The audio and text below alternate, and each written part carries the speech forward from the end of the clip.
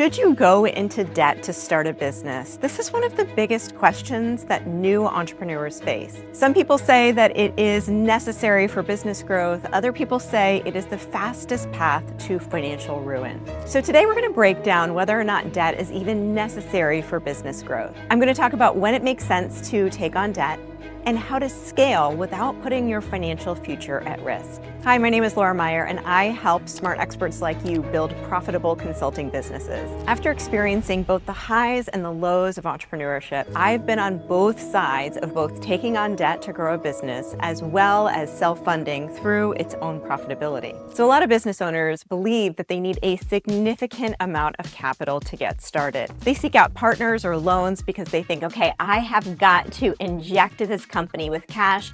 I don't have cash, so let's see who else does. I used to think the same thing. I took on significant good debt like personal guarantees and SBA loans because other people were telling me that it was necessary for growth. But here's what I learned the hard way. Debt does not guarantee business success. Sometimes there are just business circumstances that are outside of your control, and you may or may not have a good business model. In order to figure out product market fit, in order to be able to make sure that you have proof of concept around what you're selling, debt isn't going to help that. In fact, debt can make all of that harder because it's like a ball and chain stuck to you while you're also trying to figure out the business. Not only that, but business is really unpredictable. Ask me how I know. I had a fantastic brick and mortar that was generating millions of dollars a year, and then all of a sudden, the industry changed. And my ability to pivot and make adjustments to my business model was weighed down by the fact that I had all of this debt. So there's always going to be circumstances outside of your control in business, like, hello, international pandemic, that you can't control or predict. And debt keeps you from being able to make necessary adjustments quickly when those types of situations take place. The other thing I learned is that overhead can crush a business. When you're just starting out, cash flow is always unpredictable. So if in addition to the expenses that you have a debt payment on top of it, it can feel so overwhelming while you're already trying to figure out so many different aspects of the business. So the last thing that you need is a big debt payment or a payment to a program or a coach that you signed up for that you were thinking was going to give you all the answers when really it doesn't. In a lot of ways, this is just something that we need to figure out at the beginning stages. The good news is that in today's economic landscape and business landscape, you can start small and smart. You don't have to take on all of this overhead like maybe we had to do 15 or 20 years ago in order to grow a seven-figure business. You can start out with an online business with no capital and just self-fund as you grow. This allows you to cash flow your growth with minimal investment upfront. So before you take on debt, ask yourself, can I start smaller? Can I test an idea? Can I self-fund as I grow instead of automatically assuming that you have to take on debt? So you might be asking yourself, okay, Laura, so when does it make sense to take on debt? Well, I'm personally debt adverse because of my own experience in business. There may be some situations where it does make a lot of sense to take on debt in order to grow. When you have a steady stream of cash flow and proven revenue month over month, it may make sense to inject the company with cash using debt in order to grow as a strategic move. Another reason to take on debt is when the ROI is clear. Maybe you need more inventory or you need equipment that you know is bottlenecking your growth. So being able to fund those types of investments would give you a great ROI. And the final reason is when it replaces high interest debt. So maybe you have high interest debt and you have the option to consolidate or take on lower interest debt to replace it, then I think it makes a lot of sense. However, if you're considering debt before you have proof of concept or because you feel like you need it to get started, that is a big red flag. And you might be wondering, okay, Laura, is taking on investors the same as taking on debt? In my experience, it is, because then you owe those investors an assumptive return. They're going to expect certain things from you, and it's just more people that you need to answer to or share the profits with down the road.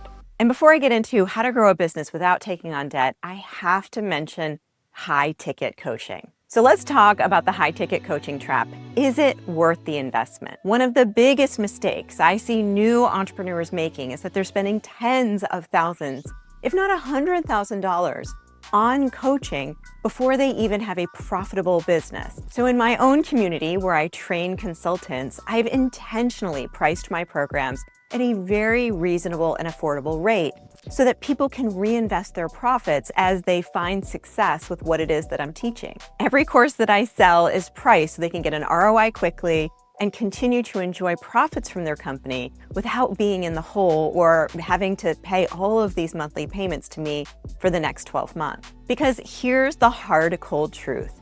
No coach you hire is going to have the magic answer that you're looking for. Great coaches will train you in a new skill set, which is what I do inside of my programs, particularly my consulting certification program called Fractional Freedom. And when done right, that new skill set will set you up for success for the rest of your career. With that said, your success has a majority to do with your ability to take action, coach yourself through mindset challenges, and stay consistent with what it is that you're doing. So before you jump into a high-ticket coaching program where you have big monthly payments that you have to deliver every single month, ask yourself, is this a strategic decision to grow my company, or am I looking for someone else to tell me exactly what to do so that I don't have to figure it out on my own? Because the best coaching programs are a combination of both. You bring 100% and the coach brings 100%. And in those situations, you really want to make sure that you're signing up for the right thing at the right time. So now let's talk about how to grow a business without debt. This is one of my favorite topics to talk about because I'm so passionate about it from my own experience of going through bankruptcy. The best part about being a business owner or getting started in this year, in 2025, is unlike 15 or 20 years ago, you don't need any capital to get started. So much of what we need to do is free and available to us right in front of us. So here's how to cash flow your growth from scratch. The first thing you want to do is just start lean. Only focus on revenue generating activities.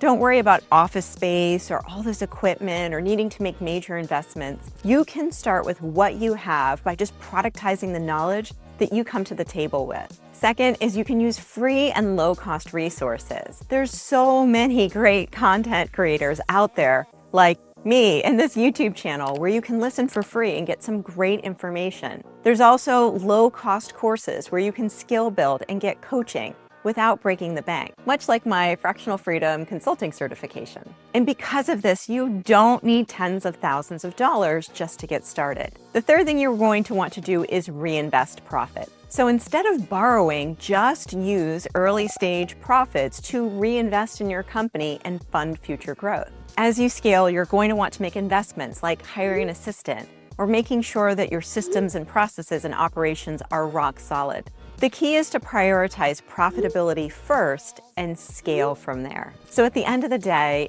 debt is a tool, although a risky one. And for most entrepreneurs, it is completely unnecessary in order to grow a successful business.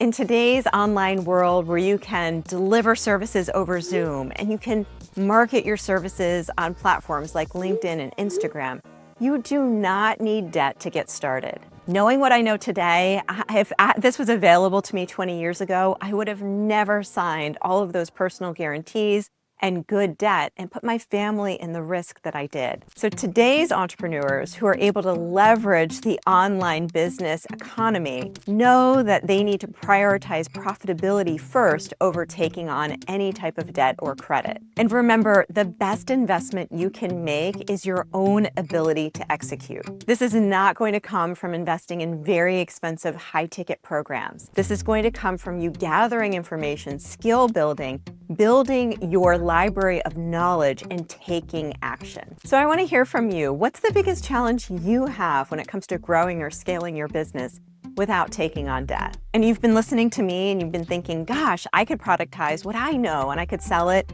And I think being a consultant would be a fantastic way to get started. You're right. I have a free training right here that can share with you exactly how I sell, market, and deliver my own consulting services and how you can too. Thanks so much for joining me. I really appreciate it. Make sure that you're subscribed if you like this video and you want to see more like this. And check out this next video on growing your consulting business. I think you're going to love it.